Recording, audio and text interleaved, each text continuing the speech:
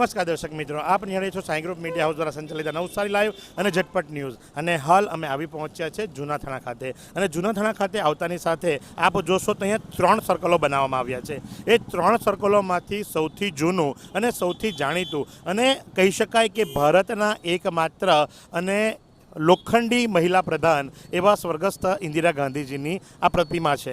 આ ઇન્દિરા ગાંધીજીની પ્રતિમાની પાસે બનાવવામાં આવેલું સર્કલ જે ખરું એ સાવ જર્જરિત થઈ ચૂક્યું છે અને કદાચ એની ઉપેક્ષા થતી હોય, ઇન્દિરા ગાંધીજીની પ્રતિમાની પણ ઉપેક્ષા થતી હોય એવું લાગી રહ્યું છે. સાથે જ હું મારા કેમેરામેનને વિનંતી કરીશ કે જે સીડી બતાવવામાં આવી છે, સીડી બનાવવામાં આવી છે અને કયા ટેકે ઊભી રાખવામાં આવી છે. આ જે લોખંડની સીડી નથી, એક લાકડાની માત્ર સીડી છે. આ સીડીની ઉપર જે પ્રમાણે જુબિલી બાગની અંદર ભાજપી નેતાઓ ચડવા ગયા હતા અને તૂટીને પડી હતી, કદાચ એ લોકો એવું ઈચ્છે છે કે કોંગ્રેસના પ્રતિનિધિઓ જ્યારે પણ ઇન્દિરા ગાંધીજીને યાદ કરવા માટે આવે, એમને ફૂલહાર પહેરાવવા માટે આવે તો એમના પણ એ જ હાલ થાય. કદાચ એના માટે જ આ ઘોર ઉપેક્ષા કરવામાં આવતી હોય એવું લાગી રહ્યું છે. આ સંપૂર્ણ માહિતીનો ચિત્તાર મેળવવાનો પ્રયાસ કરીશું. આપણી સાથે જોડાયા છે નવસારી શહેર કોંગ્રેસના પ્રમુખ ધર્મેશભાઈ માલી. ધર્મેશભાઈ, પહેલાં તો તમે મને એ જણાવો કે આ કઈ રીતે માની લેવામાં આવે, સ્વીકારી લેવામાં આવે કે ભારતના એકમાત્ર અને કદાચ પોપ્યુલારિટીની વાત કરવામાં આવે તો એ સમયની અંદર જ્યારે કોઈના પણ ઘરની અંદર કોઈ દીકરી જન્મતી તો નામ ઇન્દિરા રાખવામાં આવતું, એવા સ્વર્ગસ્થ ઇન્દિરા ગાંધીજીની જે પ્રતિમા છે, એનું જે સર્કલ છે આ જર્જરિત હાલતમાં છે, એ વિશે જવાબદાર કોણ? દેશની લોખંડી મહિલા અને એકમાત્ર મહિલા વડાપ્રધાન એવા પ્રિયદર્શની શ્રીમતી ઇન્દિરા ગાંધીજીનું આ સ્ટેચ્યુ માનો કે કોંગ્રેસના સમયે આ બનાવવામાં આવેલું અને એની સાથે આ એક ફુવારો પણ અહીંયા આગળ બનાવવામાં આવેલો. તમે જોઈ શકો છો કે જે પ્રકારે આ ફુવારો જર્જરિત હાલતમાં છે. વારે ઘડીએ ત્યાં ઘડી ફરિયાદ કરવા છતાં પણ આની તમે કહો છો તે પ્રકારે ઉપેક્ષા થઈ રહી છે. આજે વડાપ્રધાન, જ્યારે વડાપ્રધાનનું નામ લાગે એટલે એ કંઈ કોંગ્રેસનો વડાપ્રધાન એ પ્રકારે ના હોય, વડાપ્રધાન એ દેશનો વડાપ્રધાન અને એના માટે માન આખા દેશને હોય છે. તે પ્રકારે આ ઉપેક્ષા થઈ રહી છે.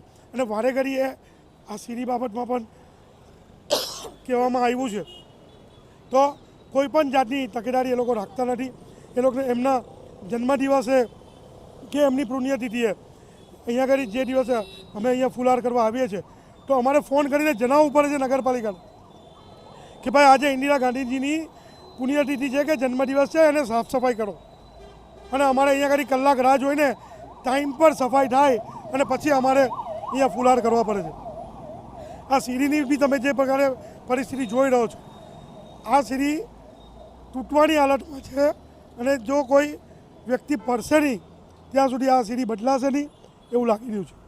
સાથે જો વાત કરવામાં આવે તો અહીંયા જૂના થાણા પર માત્ર આ એક સર્કલ નથી, બીજા 2 સર્કલો પણ છે. અને એને તમે જોશો અને આ સર્કલને જોશો તો ચોક્કસપણે દેખાઈ આવે છે કે આ સર્કલ પ્રત્યે કદાચ ઉદાસીનતા બતાવવામાં આવતી હોય તો પક્ષાપક્ષી કેટલી યોગ્ય એક આવા વંદનીય પૂજનીય કહી શકાય. કારણ કે લોકો એમને પૂછતા હતા, એક યુગ હતો, મારા યુગની વાત છોડો, તમારો યુગ હતો, એ તમારા યુગની જો વાત કરીએ તો એમને પૂજવામાં આવતા હતા, બરાબર, એમને ખૂબ જ માનભેર ગણવામાં આવતા હતા. અને જો વાત કરવામાં આવે તો આ સર્કલની આવી ઉપેક્ષા થતી હોય તો એ વિશે તમે શું જણાવશો?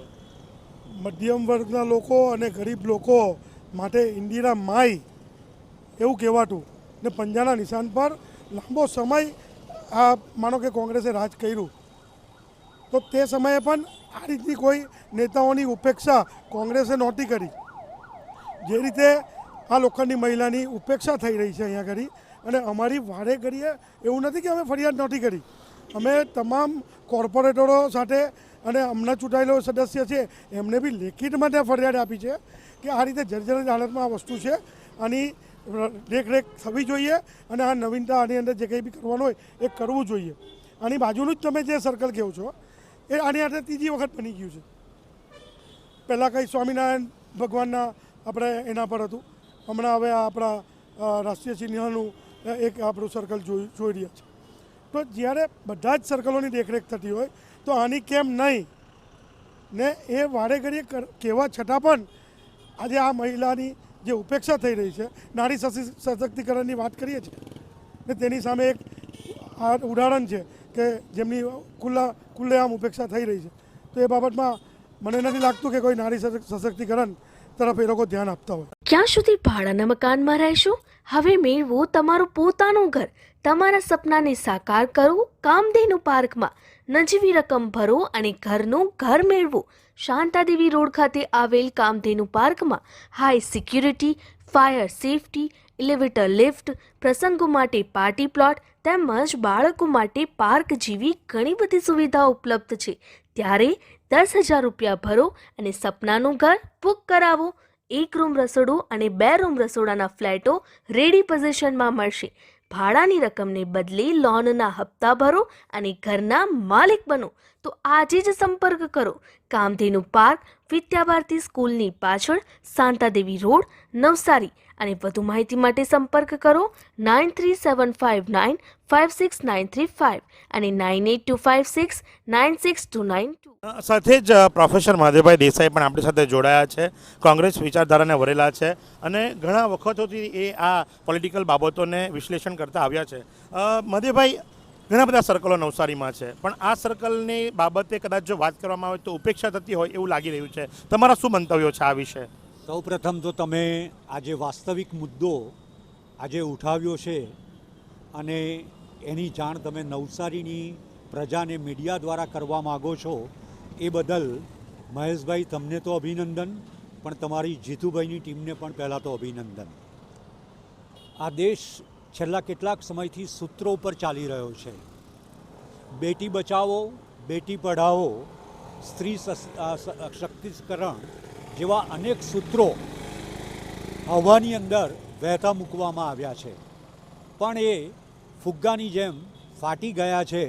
એનું જ્વલંત ઉદાહરણ તમે જે આ મુદ્દો ઉઠાવ્યો છે એ ઉદાહરણ દ્વારા આપણે કહી શકીએ. મારું અંગત એવું માનવું છે કે કોઈ પણ શહેરને સુશોભિત કરવા માટે, એને એક પ્રકારનું આકર્ષણ ઊભું કરવા માટે દરેક શહેરની નગરપાલિકાઓ અથવા તો કોર્પોરેશનો જે તે શહેરની અંદર સર્કલો બનાવતી રહે છે. આ સર્કલોની અંદર ક્યાં તો ફુવારા મૂકવામાં આવે છે, ક્યાં તો એન્ટિક વસ્તુઓ મૂકવામાં આવે છે, ક્યાં તો જે લોકોનું આ દેશની અંદર સૌથી મહત્ત્વનું પ્રદાન છે, સમાજની અંદર પ્રદાન છે, તેવા વ્યક્તિઓનું પ્રેરણા મળે એટલા માટે આ પૂતળાઓ પણ, સ્ટેચ્યુઓ પણ મૂકવામાં આવે છે. આ દેશનું દુર્ભાગ્ય છે કે નવસારીની અંદર આ સ્વર્ગસ્થ ઇન્દિરા ગાંધી જે એક મહિલા વડાપ્રધાન હતા અને એમને લોખંડી મહિલા તરીકેનું બિરુદ પણ આપવામાં આવ્યું હતું. એ મહિલા વડાપ્રધાન કોંગ્રેસના હતા એવું ન કહી શકાય. એ સમગ્ર દેશના વડાપ્રધાન હતા અને જ્યારે સમગ્ર દેશના વડાપ્રધાન હોય અને એના પૂતળાની જો કાળજી લેવામાં ન આવતી હોય તો એનાથી મોટી દુર્ઘટના કઈ હોઈ શકે. તમે જુઓ, નવસારીની અંદર ઘણા બધા સર્કલો છે, એમાંથી કેટલાક સર્કલોની અંદર ફુવારાઓ આજે પણ ચાલતા નથી. એનો અર્થ એ થયો કે નવસારી નગરપાલિકા પાસે કોઈ વિઝન નથી, કોઈ આયોજન નથી અને આવા જે વિભૂતિઓ છે કે જેમાંથી દેશના પ્રજા પ્રેરણા લઈ શકે, એની આ જો સ્થિતિ હોય તો મારી દૃષ્ટિએ ખૂબ દુર્ભાગ્યપૂર્ણ ઘટના છે. મને ખ્યાલ છે ત્યાં સુધી નવસારીની અંદર કોંગ્રેસ પક્ષ જે વિરોધ પક્ષ તરીકે આજે કામ કરે છે અને પહેલાં પણ કામ કરતો હતો, ત્યારે વિરોધ પક્ષના એક સભ્યએ તો આ મુદ્દા માટે લેખિત રજૂઆત પણ નવસારી નગરપાલિકામાં કરી હતી. સાચી વાત છે, કારણ કે ધર્મેશભાઈ પણ મને વાત કરી. ધર્મેશભાઈ, આ ગ્રાન્ટમાંથી બને અથવા તો સ્વભંડોળમાંથી બને, કઈ રીતે બને? જો નગરપાલિકા બનાવવા માટે તૈયાર થાય તો શું એને દાતાની જરૂર શોધવી પડશે ખરી? કારણ કે આપણે કોઈ પક્ષાપક્ષી અથવા તો કોઈ ધર્મ કે સંપ્રદાયની વાત નથી કરતા. બીજા સર્કલો છે, બીજા કદાચ સંપ્રદાયના ભક્તોએ બનાવ્યા હશે, તો શું આના માટે ગ્રાન્ટની રાહ જોવી પડશે અથવા તો કોઈ દાતાની રાહ જોવી પડશે? નગરપાલિકા પોતાના ભંડોળમાંથી કામ નહીં કરી શકે? જો નોર્મલી જે રીતે આ સર્કલો બનતા હોય છે ને, માનો કે એ કોઈના નામ પર બને તો બની જાય એ વસ્તુ બરાબર છે, પણ એ દેખરેખ કરવાની કે કાળજી લેવાનું કામ તો નગરપાલિકાનું જ આવે. જે કંઈ બી માનો કે સ્પોન્સર કોઈ આવી ગયો, એ સ્પોન્સર તમને બનાવીને આપી દે, પણ ત્યાર પછીની જે કામગીરી છે તે તો આપણે જ કરવાની આવે, નગરપાલિકાએ જ કરવાની આવે. એના માટે સ્વભંડોળ એટલે કે લોકોની રાહ જોવાની કાં જરૂર આવે છે? ને બીજું સાથે જ હું એ વાત પૂછવા માંગીશ કે છેલ્લો તમે ફુવારો કારણ કે તમે કીધું ત્યારે મને ખબર પડી કે આ તો ફુવારો હતો. મેં તો આ ફુવારો કોઈ દિવસ ચાલતો જોયો જ નથી. બરાબર, તમે છેલ્લો ફુવારો ક્યારે ચાલુ જોઈ લો? મારા તો ધ્યાનમાં નથી કે લગભગ 10 વર્ષથી અમે સ્વર્ગસ્થ ઇન્દિરા ગાંધીની પુણ્યતિથિ અને જન્મતિથિ બંને વખતે અમારા એક નેતા તરીકે એને ફૂલહાર કરવા માટે આવીએ છીએ. પણ છેલ્લા 10 વર્ષથી હું જોઈ રહ્યો છું કે આ ફુવારો ચાલુ નથી. મહેશભાઈ, તમે ને હું બંને એક જ એરિયામાં રહીએ છીએ. એ જ એરિયાની અંદર બાગમલ સેટનો એક ફુવારો છે. એ ફુવારાની આજે તમે સ્થિતિ જુઓ. હું જ તમને પ્રશ્ન પૂછું છું કે એ ફુવારો કેટલા વખતથી બંધ છે? તો તમે જોયું એ પ્રમાણે કે આજનો મુખ્ય મુદ્દો એ છે, કોઈ પણ પક્ષના નહીં, પણ જ્યારે વડાપ્રધાન બને છે તો સમગ્ર ભારતના બને છે. નવસારી શહેરની અંદર ઘણા બધા સર્કલો છે.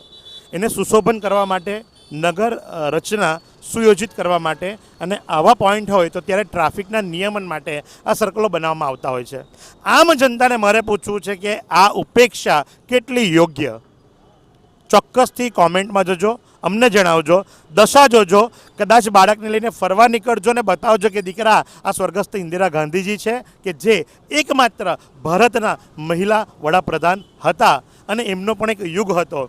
યુગ સૌના કોઈને આવે છે એ આ સ્પષ્ટપણે આ સ્ટેચ્યુ પરથી, આ સર્કલ પરથી, આ પૂતળા પરથી, આ ફુવારા પરથી ચોક્કસથી જાણી શકાય છે. તો આ જ પ્રમાણે આવા અવનવા સમાચારો માટે નિહાળતા રહો નવસારી લાઈવ અને ઝટપટ ન્યૂઝ. કેમેરા પર્સન સાહિલની સાથે હું મહેશ ભટ્ટ. નવસારીમાં રાહત દરે ઉત્તમ સારવાર મેળવવાનું સ્થળ એટલે Kejal lifeline multi speciality hospital, જ્યાં સામાન્ય ઓપીડી ઉપરાંત સર્જિકલ, બાળરોગ, સ્ત્રી રોગ, ઓર્થોપેડિક જેવા વિવિધ વિભાગોના નિષ્ણાંત તબીબો, અત્યાધુનિક સુવિધાઓ સાથેનું આઈસીયુ તેમજ મા કાર્ડ અને આયુષ્માન કાર્ડ હેઠળ સારવાર ઉપલબ્ધ છે.